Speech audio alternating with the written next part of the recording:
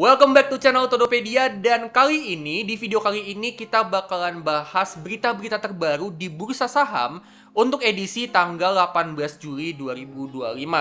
Jadi apa aja berita-berita saham terbarunya? Ya, tonton video ini sampai habis untuk kalian tahu jawabannya. Nah, tapi sebelum kita mulai, seperti biasa, jangan lupa subscribe channel ini dan juga jangan lupa tekan lonceng notifikasi supaya kalian terus up to date sama channel Todopedia. Terus selain itu jangan lupa juga untuk cek produk digital dan juga jasa digital yang gue punya. Kalian bisa cek itu di Linkit/Todopedia atau kalian juga bisa akses di channel page Todopedia di bagian tab store. Ya, di situ kalian bisa lihat produk-produk digital dan juga jasa digital yang tentunya bisa ngebantuin investasi kalian. Ya, dan jangan lupa juga Todopedia punya program membership di mana di sini kalian akan dapat extra benefit. Ya, di antaranya ada stock pick terupdate, jadi saham-saham pilihan untuk investasi jangka panjang. Kalian juga akan dapat video eksklusif, video premium. Kalian juga akan dapat artikel premium. Kalian dapat juga template Excel dan juga akan ada live Q&A khusus untuk para member. Ya, dan itu juga dengan harga yang terjangkau. Nah, kalau misalnya kalian mau join, langsung aja masuk ke link yang ada di sebelahnya bintang merah ya, bit.ly/join membership Todopedia. Ya, di situ kalian bisa join. Nanti setelah kalian join, semua benefitnya itu ada di playlist Todopedia yang namanya adalah video khusus membership. Ya, jadi semuanya kalian bisa akses di situ, ya. Dan ini tentunya membership yang lengkap banget untuk bantuin kalian untuk investasi. Oke, kalau gitu yuk langsung aja kita mulai ke videonya.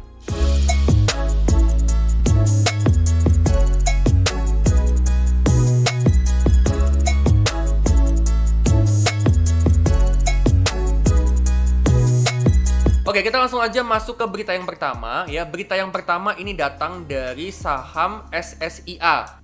Nah, SSIA ini baru aja ada berita terbaru di mana emiten Prajogo Pangestu yaitu TPIA ini beli saham SSIA dan dia ngeborong saham SSIA itu dengan total itu kepemilikan 6% dari SSIA.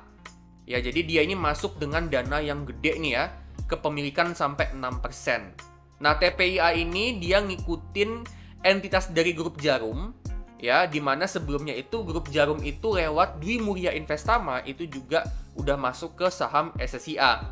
Nah, menariknya ya untuk TPIA ini dia di bulan Maret kemarin itu sempat jadi pemilik lebih dari 5% untuk saham SSIA. Nah, tapi setelah itu ngilang teman-teman. Jadi dia sempat megang 5% kepemilikan dari SSIA di bulan Maret kemarin.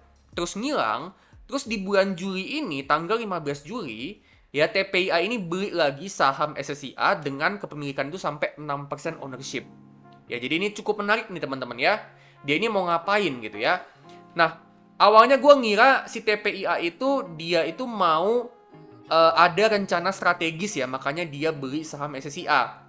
Ya, gue tadinya awalnya ngelihatnya, oh kayaknya ada rencana strategis nih, bisa jadi ini bagian dari ekspansi TPIA. Gitu ya, bisa jadi ini ada strategi khusus nih buat jangka panjang. Nah, tapi ternyata ya orang TPIA-nya sendiri, ya direkturnya TPIA, ya direktur SDM dan urusan korporat dari Chandra Asri Pacific yaitu Suryandi, ya menjelaskan bahwa di bagian sini ya, paragraf yang ini dia bilang bahwa dana yang tersedia itu salah satunya dipakai untuk instrumen portfolio, di mana di sini sebelumnya dia bahas gini ya, jadi dia jelasin bahwa Chandra Asri TPIA ini punya likuiditas yang besar di balance sheet-nya dan dana tersebut dikelola secara produktif. Ya, jadi dana liquid yang ada di balance sheet-nya dia itu dipakai untuk ya jadi portofolio investasi atau portofolio trading, dan memang dibilang lagi di bagian bawah ya ini adalah seperti portofolio trading dan dikelola oleh tim finance-nya Chandra Asri Petrochemical. Jadi memang ya tim finance itu ibaratnya mau trading gitu ya. Jadi tidak ada rencana strategis, tidak ada ekspansi strategis yang dilakukan sama si TPIA terhadap SSIA. Ya, jadi ya memang cuman buat trading doang gitu ya. Dan untuk saham SSIA sendiri ya ini harganya kalau kita lihat di sini teman-teman ya ini naiknya udah tinggi banget. Jadi menurut gue sebaiknya jangan dikejar. Ya, bisa jadi ini malah waktunya untuk jualan. Gitu ya. Jadi teman-teman buat yang pegang SSIA, mungkin kalian modal bawah, menurut gua pribadi ya, ini waktu yang tepat untuk kalian bisa jualan. Ya karena kan TPIA sendiri juga masuknya untuk tujuan trading. Jadi kita nggak tahu nih dia TP-nya kapan. Gitu kan? Kita nggak tahu dia TP-nya kapan. Kalau menurut gue pribadi, ini adalah waktu yang tepat untuk exit. Oke, kita ke berita berikutnya, yaitu BI yang baru aja nurunin suku bunga sebesar 25 basis poin ke level 5,25%. Nah, menurut gue ya, ini akan cukup bagus buat Indonesia, terutama ke sektor perbankan. Di mana sektor perbankan ini yang akan kena efek yang paling signifikan dari penurunan suku bunga. Ya, dengan suku bunga itu turun, yang pertama itu akan nurunin bunga tabungan sama bunga deposito. Ya, jadi bunga tabungan sama bunga deposito itu akan menurun dan itu akan mengurangi beban bunga yang harus dibayar bank ke nasabah yang punya rekening tabungan dan deposito. Gitu ya. Jadi dengan beban bunganya berkurang itu bisa ningkatin profitabilitas dari perbankan. Itu bisa ngebantu untuk naikin labanya perbankan. Itu yang pertama. Yang kedua, dengan suku bunga turun itu akan menurunkan bunga pinjaman. Nah, dengan bunga pinjaman turun, yang pertama itu akan ngebuat ya semakin banyak orang yang mau ambil pinjaman karena bunganya kan semakin kecil. Dan yang kedua, dengan bunga pinjaman itu turun, itu juga akan mengurangi NPL atau non-performing loan atau kredit macet. Logikanya kayak gini, dengan bunga itu semakin kecil, artinya kan cicilan yang harus dilunasin itu semakin kecil. Nah, dengan kayak gitu, itu tentunya akan mengurangi dong kredit yang macet atau kredit yang gagal bayar, atau kredit yang telat bayar, gitu, ya kan? Itu kan akan mengurangi NPL, gitu ya. Jadi dengan kayak gitu, ya dengan NPL-nya berkurang, itu juga akan mengurangi beban pencadangan. Ya, jadi tadi yang pertama beban bunga berkurang, yang kedua beban pencadangan berkurang, ya tentunya itu bisa membantu perbankan untuk dia bisa semakin profit. Ya, bebannya berkurang, artinya profitnya meningkat, gitu kan? Nah, selain dari sektor perbankan, ya, penurunan suku bunga itu juga akan ngefek ke sektor lain kayak properti, otomotif, infrastruktur, ya, dan juga tentunya jasa keuangan ya, di mana jasa keuangan ini kan bisnisnya itu mirip kayak perbankan, gitu ya. Jadi untuk suku bunga diturunin, ini menurut gua akan cukup bagus ke perekonomian Indonesia untuk kedepannya. Nah, tapi teman-teman perlu tahu bahwa efeknya itu nggak akan langsung dirasakan dalam waktu beberapa minggu atau 1-2 bulan gitu ya. Enggak teman-teman, itu baru akan terasa itu mungkin di 6 bulan sampai setahun ke depan gitu ya. Itu baru akan ada efek signifikannya dalam kurun waktu segitu. Jadi buat teman-teman mungkin bisa untuk lebih optimis ya, dengan suku bunga diturunin mungkin bisa lebih optimis, tapi tetap aja mesti dijaga ekspektasinya karena mungkin efeknya itu baru akan terasa paling tidak 6 bulan atau 1 tahun ke depan gitu ya. Dan untuk BI sendiri, mereka itu bilang ya teman-teman ya, kenapa sih suku bunga diturunin? Itu karena memang perkiraan inflasi di 2025 sama 2026 itu masih cukup terkendali di sekitaran 2,5% plus minus 1%. Artinya di sekitaran 1,5% sampai 3,5%. Jadi di sekitaran segitu. Gitu ya. Jadi menurut gua ini cukup bagus untuk suku bunga untuk kedepannya, penurunan suku bunga untuk kedepannya. Gitu ya, kita lihat aja nanti ke depannya seperti apa ya.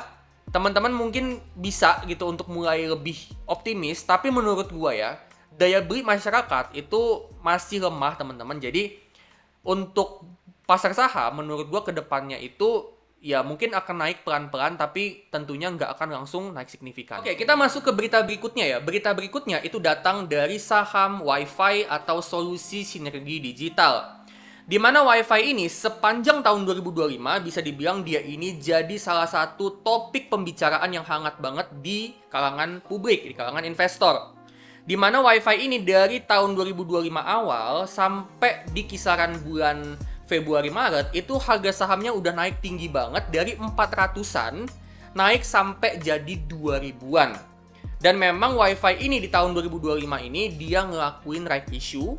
Ya, jadi WiFi ini dia nerbitin saham baru, di mana dana hasil nerbitin saham ini dipakai untuk ekspansi jaringan. Di mana WiFi ini akan ngebangun jaringan fiber to the home dan mau menjangkau lebih dari 5 juta rumah. Gitu ya, jadi mereka ini mau ekspansi jaringan secara besar-besaran dan tentunya ini akan jadi potensi pertumbuhan yang cukup kencang untuk WiFi. Ya, dan ternyata ya, right issue-nya WiFi ini ngalami oversubscribe yang artinya ya peminatnya itu jauh lebih banyak daripada jumlah saham yang mau ditawarkan. Gitu ya. Jadi permintaan untuk sahamnya itu jauh lebih banyak daripada saham yang ditawarkan. Dan memang di sini terjadi 4 kali lipat oversubscribe gitu ya. Jadi permintaan untuk sahamnya WiFi itu 4 kali lipat lebih gede daripada saham yang mau diterbitkan. Nah, ini tentunya gambaran bahwa investor itu punya minat yang cukup besar, bukan cukup besar lagi, sangat besar untuk saham WiFi. Dan ini artinya gambaran juga bahwa investor itu melihat bahwa prospek bisnis dari WiFi ini akan masif banget untuk kedepannya. Gitu ya, makanya sampai oversubscribe. Jadi buat teman-teman yang memang udah pegang saham WiFi dan kalian udah tebus right issue-nya, menurut gua ya udah bagus banget. Gua ucapkan congratulations gitu ya buat teman-teman yang memang udah punya saham WiFi, apalagi di harga bawah, dan kalian juga udah tebus right issue-nya, ya. Gua ngeliat bahwa memang WiFi ini dengan dia ngebangun jaringan fiber to the home dan dia ini mau ekspansi besar-besaran, ditambah juga WiFi ini ya, dia ini punya internet ya, jaringan internet yang bisa dibilang harganya itu terjangkau, layanan internetnya dia itu harganya terjangkau. Ya, menurut gue ini bisa jadi potensi growth yang kencang banget untuk WiFi untuk kedepannya, apalagi untuk jangka panjang. Gitu ya, jadi memang potensinya gede banget. Ya, cuman menurut gue sama juga kayak SSIA tadi, menurut gue teman-teman investor justru di harga sekarang ini mesti mulai agak waspada teman-teman ya. Mesti mulai agak waspada. Karena memang naiknya udah tinggi banget teman-teman ya di sini ya. Naiknya udah tinggi banget, jadi kalian kalau misalnya mau beli, menurut gue kalian pertimbangin lagi. Ya mungkin memang bisnisnya bisa bertumbuh, tapi apakah dalam jangka pendek, jangka menengah sahamnya bisa naik lagi? Agak meragukan. Mungkin kalau teman-teman memang pengen jangka panjang, menurut gue masih oke. Tapi untuk jangka pendek, jangka menengah, teman-teman mesti lebih waspada untuk saham WiFi. Jadi meskipun prospeknya bisnisnya itu bagus, ya prospek bisnisnya bagus, tapi tetap kalian mesti ekstra waspada. Dan kalau misalnya teman-teman mau beli saham WiFi, ada baiknya kalian juga tetap sisihin uang cash. Dan kita masuk ke berita yang terakhir. Berita yang terakhir ini datang dari saham PTRO atau Petrosi. Yang mana PTRO ini adalah perusahaan dari grupnya Prajogo Pangestu, yang mana dia ini bergerak di bidang jasa kontraktor tambang. Nah, PTRO ini baru aja dia resmi tekan kontrak jasa pertambangan itu dengan nilai sebesar 3,5 triliun. Nah, tekan kontrak jasa pertambangannya ini itu dengan PT Bara Sentosa Lestari atau BSL. Yang mana BSL ini sebenarnya adalah anak usaha dari Golden Energy Mines atau GEMS. Ya, nah kontraknya ini mencakup pekerjaan untuk jasa pertambangan ya. Jadi termasuk juga jasa pengupasan dan pemindahan lapisan penutup atau overburden removal selama 5 tahun. Jadi kontraknya ini akan berjalan selama 5 tahun. Projectnya ini akan berjalan selama 5 tahun. Jadi 3,5 triliun ini memang angka yang cukup signifikan. Dan ini tentunya bisa berpotensi untuk jadi tambahan pendapatan untuk PTRO. Ya, tapi 3,5 triliun ini adalah untuk 5 tahun. Jadi katakanlah ya, kalau misalnya pendapatannya itu dibagi 5, berarti per tahunnya itu ya di kisaran 700 miliar. Gitu ya. Jadi ibaratnya PTRO ini dapat ekstra pendapatan itu 700 miliar per tahun rata-ratanya. Gitu ya. Nah, tapi tentunya nggak fix 700 miliar per tahun, ini tentunya tergantung dari perjanjiannya mereka nanti. Gitu ya. Nah, dari sisi PTRO, Direktur Utamanya Petrosi, Iman Darus Hikman, mengatakan bahwa perolehan kontrak ini merupakan bagian dari strategi jangka panjang untuk bisnisnya. Yang mana ini bisa jadi bagian dari ekspansi bisnis dan pengembangan usaha ke wilayah Sumatera Selatan. Jadi memang PTRO ini dengan dia tekan kontrak sama si BSL ini adalah bagian dari rencana untuk ekspansi bisnis dalam jangka panjang. Gitu ya. Jadi memang PTRO ini dengan dia tekan kontrak tentunya ini akan jadi sumber pertumbuhan pendapatan untuk jangka panjang untuk PTRO. Gitu ya. Nah, tapi menurut gua ya untuk PTRO ini ya di sini kita bisa lihat kalau valuasinya ini udah kemahalan teman-teman ya. Jadi meskipun memang dengan adanya tekan kontrak ini prospek bisnisnya itu jadi bagus, ya potensi pertumbuhannya bagus, tapi menurut gue ya, dengan valuasinya yang udah terlalu mahal, tetap aja kalau kita bicara tentang bisnisnya, ya kita bicara tentang investasi jangka panjang, ya PTRO ini tentunya udah nggak bagus untuk investasi jangka panjang. gitu ya. Lebih tepatnya memang emiten Prajogo Pangestu ini rata-rata menurut gua ya, ini nggak bagus untuk investasi jangka panjang, termasuk juga si PTRO. Gitu ya, dimana kita bisa lihat di sini teman-teman ya, dari segi kinerja perusahaan ini masih jelek ya. Free cash flow-nya masih negatif gitu ya.